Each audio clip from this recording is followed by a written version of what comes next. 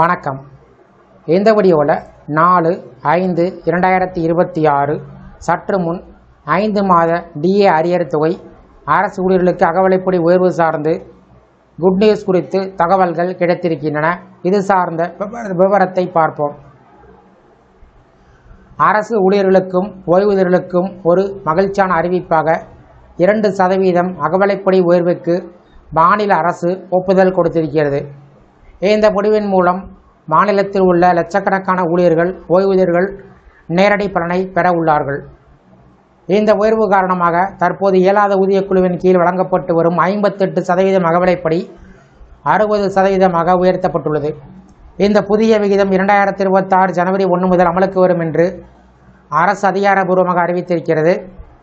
இதன் மூலம் சுமார் 7.02 லட்சம் அரசு ஊழியர்கள் மற்றும் 5.44 லட்சம் ஓய்வூதியர்கள் என்று மொத்தம் 12.46 லட்சம் குடும்பங்கள் நேரடி பயன்பெற உள்ளார்கள்.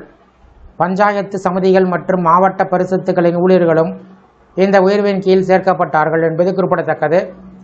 இந்த முடிவால் மாநில அரசுக்கு ஆண்டுக்கு சுமார் 1156 கோடி ரூபாய் கூடுதல் நிதிச்சுமை ஏற்படும் என்று மதிப்பிடப்பட்டிருக்கிறது. இருப்பினும் பணவீக்கத்தால் பாதிக்கப்படும் ஊழியர்கள் மற்றும் ஓய்வூதியர்களின் வாழ்க்கை செலவை குறைக்கும் நோக்கத்தில் இந்த நடவடிக்கை எடுக்கப்பட்டிருப்பதாக அரசு தெரிவித்திருக்கிறது.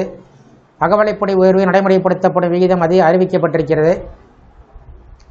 அதன்படி உயர்த்தப்பட்ட 2% அகவிலைப்படி 2026 மே மாத சம்பளத்தில் சேர்க்கப்பட்டு ஜூன் மாதத்தில் வழங்கப்படும். மேலும் 2026 ஜனவரி 1 முதல் ஏப்ரல் 30 வரை காலத்திற்கான நிலுவைத் தொகை அரியர்ஸ் ஊழியர்களின் பொது சேம நிதி ஜிபிஎஃப் கணக்கில் வரவு வைக்கப்படும் என்றும் அறிவிக்கப்பட்டுள்ளது. ஓய்வூதியர்களுக்கும் வரும் உயர்த்தப்பட்ட அகவிலை நிவாரணம் ஜனவரி 1 முதல் பணமாகவே வழங்கப்படும் என்று அரசு தெளிவுபடுத்தியிருக்கிறது. அகவிலைப்படி என்பது பணவீக்கத்தின் தாக்கத்திலிருந்து அரசு ஊழியருடைய வாங்கும் சக்தியை பாதுகாக்கும் ஒரு முக்கிய நிதி சலுகை.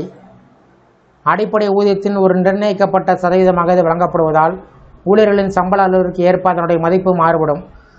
சந்தையில் உணவுப் பொருட்கள், எரிபொருள், வாடகை உட்பட அத்தியாவசிய பொருட்களின் விலை உயர்வை சமநிலைப்படுத்த இந்த அகவிலைப்படி ஒவ்வொரு காலாண்டிலும் அல்லது 6 மாதத்திற்கு ஒரு முறை திருத்தப்படுகிறது. இதன் மூலம் ஊழியர்களின் உண்மையான வருமான மதிப்பு நிலைத்திருக்க உதவுகிறது. மேலும் விதிமீறலின்படி அகவிலைப்படி முழுமையாக வரிக்கு உட்பட்டதாகவும் கருதப்படுகிறது. முன்பாக ராஜஸ்தான் அரசு அகவிலைப்படி உயர்வை அறிவித்திருந்தது குறிப்பிடத்தக்கது. கடந்த 2025 அக்டோபர் மாதம் 3% அகவிலைப்படி உயர்வு வழங்கப்பட்டு அது 2025 ஜூலை 1 முதல் அமலுக்கு வந்தன.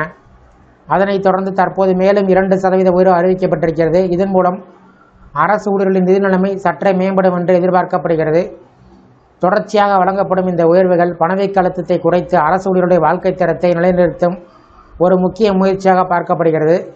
மொத்தத்தில் இந்த 2% அகவிலைப்படி உயர்வு மாநில அரசு ஊழியர்களுக்கு நேரடி நன்மையும் ஓய்வூதியர்களுக்கு கூடுதல் நிதி பாதுகாப்பையும் வழங்கும் ஒரு முக்கிய முடிவாக அமைந்துள்ளது.